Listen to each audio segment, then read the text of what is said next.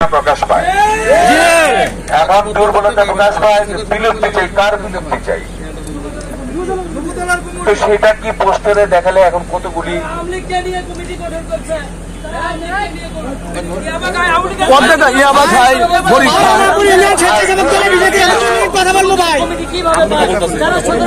সেগুলি কি আমাকে আটকে করবা, আমাকে আটকে করবা?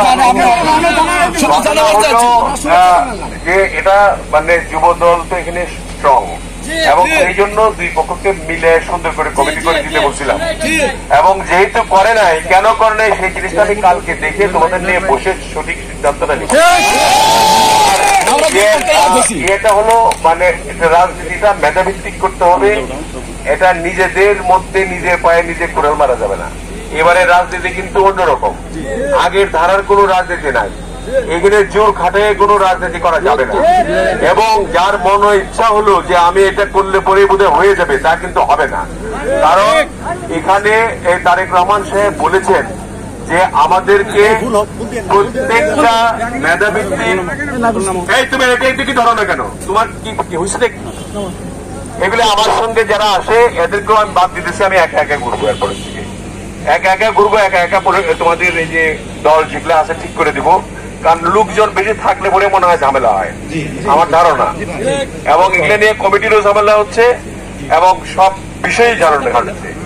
আমরা চাই একটা সুন্দর ঐক্যবদ্ধ একটা রাজনীতি। বাংলাদেশে এরকম নেতা আর পাওয়া যাবে না, তারেক রহমানের মতো নেতা পাওয়া যাবে না।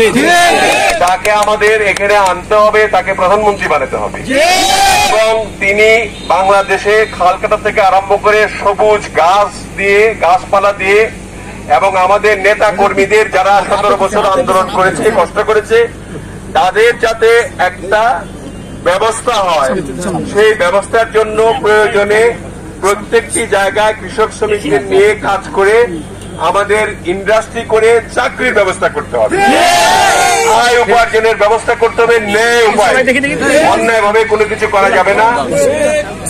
এই বিগত দিনগুলিতে আমাদের অনেক কিছু হয়েছে, ভুলও হয়েছে অনেকের, আবার প্রোপাগান্ডাও হয়েছে অনেক।